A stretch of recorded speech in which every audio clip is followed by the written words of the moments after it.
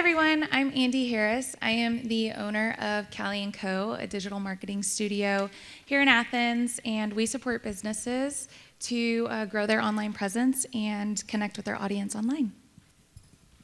Hi everyone, I'm Madeline. I work for Global Escapes, a travel advising agency on South Millage. So essentially we're here to help you accomplish all of your travel goals. I love that. Let's book a trip. Yeah. My name is Jessie Fincher, and I work with the Fellowship of Christian Athletes. Many have heard of that, but I work with our regional team. So we're kind of broken up into local, nonprofit, regional, and then we're a global ministry with over 3,000 employees. And yesterday was our birthday. I feel like I have to say that. It was 71 years yesterday. I feel like we need a shirt that says not your average marketing panel right now. Because you probably just heard like the different industries they're in and you're thinking, okay, what are we about to deliver to you? But I think we have some really cool things, tangible things that you can take away that you may not be able to Google or chat GPT. So I hope you like it. Jessie, we're gonna start with you. So you're a nonprofit. How do you share your mission without sounding salesy? Because none of us like to be sold. So how do you do it? I am a firm believer that if we use integrity, your story doesn't sound salesy. If I can connect relationally with the heart, our vision is to see the world transformed by Jesus Christ through the influence of coaches and athletes. And if I started to share a story with you about an individual coach or an athlete who's seen transformation not only in their heart, but in their home, and then in their community or with their team, we can tell any story we need to. But it starts with integrity. When we also, because we're a global organization and we're working with thousands and thousands of coaches and athletes, storytelling and branding is very, very important. We do have branding guides we have to follow. I think where that can get crazy is when we have a middle schooler running some Instagram account with FCA's name on it. And we love them too. But it's really important for us to kind of continue to work with a global mindset of the same mission and vision. If we're all sold out for that together, then we'll see that not salesy pitch. And I know we both like to read too, and I know she has an awesome book that she uses to guide her too. I would love to share that. It's called The God Ask. It's by Steve Shadrack. If you haven't heard that and you're in nonprofit space and you're fundraising, it gives you a biblical approach to fundraising. It was a great coach for me when I started doing this. I've been with FCA 9 years, and then 1 full year as a volunteer before I came on staff. And I would just say part of it was if you're in the fundraising game or in nonprofit space, there is fundraising fatigue. So if you've been doing it for a little while, you may feel that sometimes. But knowing the biblical approach to why I can fundraise for the mission and vision that God has laid on my heart to help support, it's also helping connect others and supporting their mission. I think one of the greatest things we can do to not be salesy is to make connections and build bridges as much as possible for other nonprofits. I want other nonprofits to win because we're all advancing the kingdom.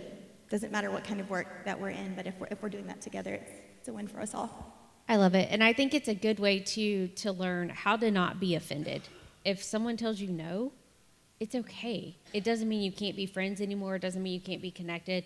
But I know that is kind of even in not just the nonprofit, but knowing that it's okay. If they don't need your services, you can still be friends, and you can move on and still have that connection. So cool. Thank you, Jessie. Yeah, you're welcome. All right. Andy. Okay, so connection always wins, right? So what would you tell any of these ladies out here who say, I'm just not creative, I can't do it, but they don't have the financial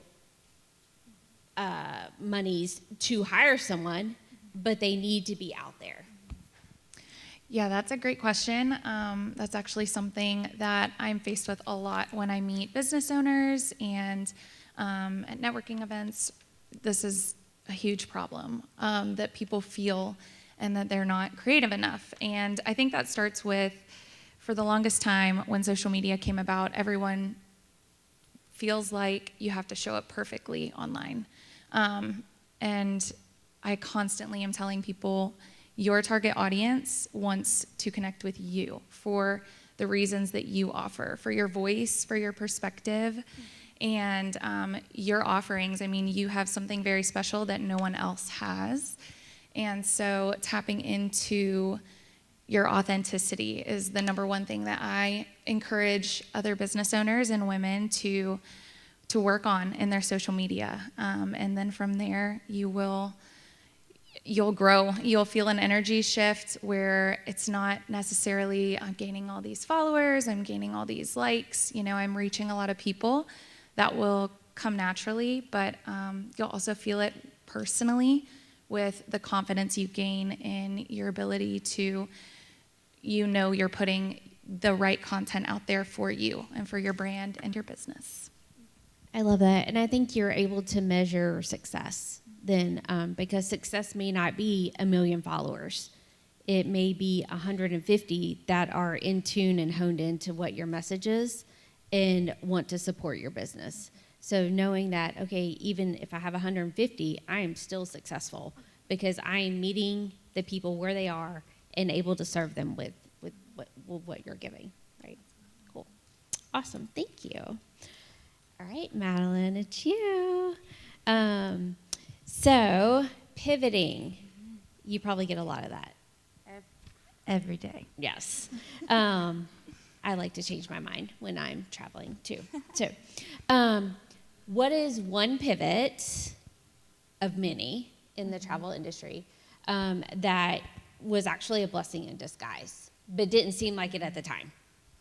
So I am going to do you one better, and I'm going to give 2. Oh, Because I am speaking on behalf of Global Escapes today, but I'd love to share a personal example as well from my experience in the industry.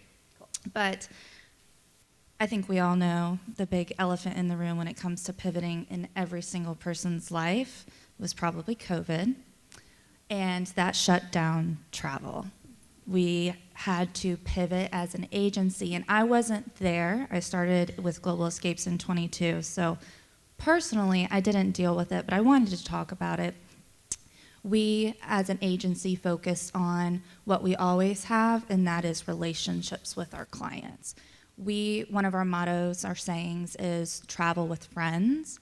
And during COVID, having the backs of each one of our clients, advocating when vendors or suppliers did not want to refund money because nobody was traveling. So that was a component that I wanted to just note on real quick.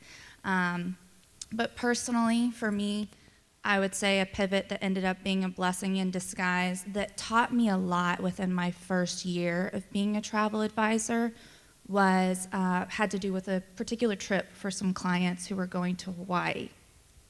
And they were supposed to go to Maui specifically. And about 3 weeks before they were supposed to travel, the fires came through in Maui. And that's a big pivot.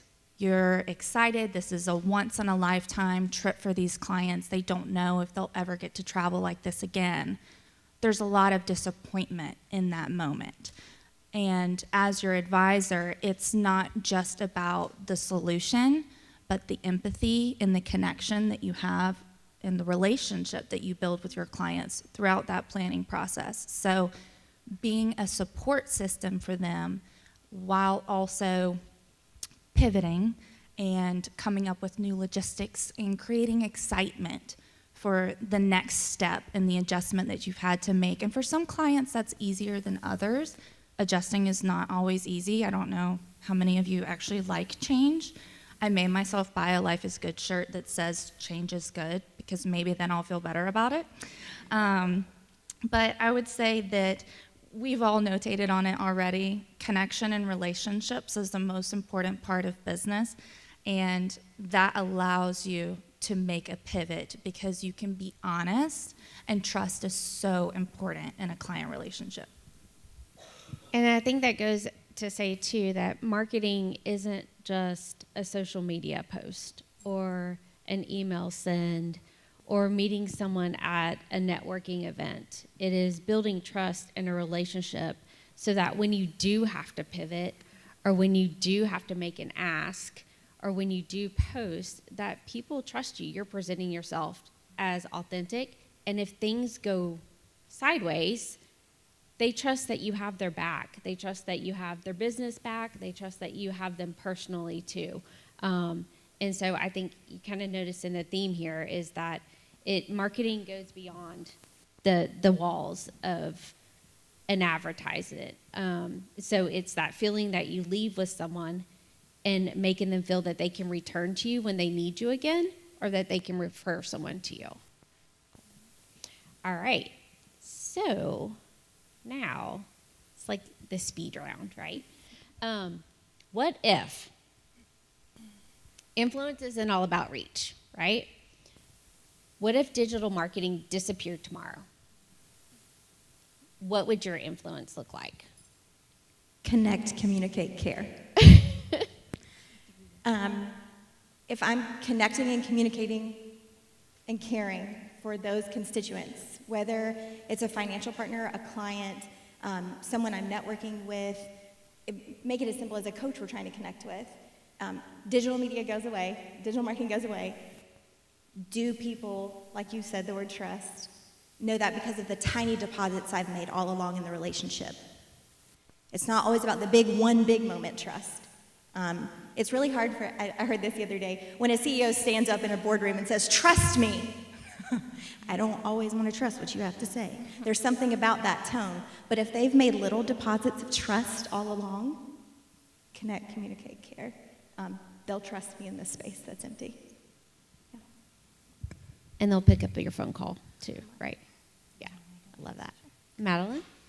I will continue to just build on all of that relationship.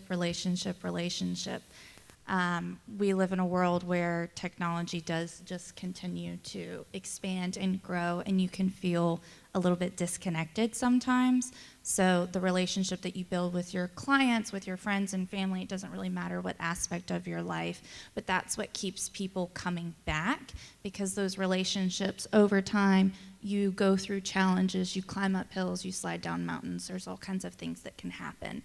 So I would say that relationships overall are overarching. Very good, thank you. Andy? I fully believe that the work you put in to create the community online for your brand and your business also needs to be something that you implement in person as well. And I think I did not expect to learn this in this industry, but now I'll just talk to someone at a grocery store or a restaurant and continue to show up and show that I care and try to support these businesses in more ways than maybe just the service they're working with me on. It's a true partnership. And, you know, people can go on my website, they can see our social media, but I also know that the work that I'm putting in offline as well is creating the community that I'm working to build. I love it, I love it. One of my favorite quotes is, "A rising tide lifts all boats." And I think today is a testament of that if you find someone today, connect with them, refer them, because every one of you are a part of marketing here for each of us that are sitting at this table. So cool.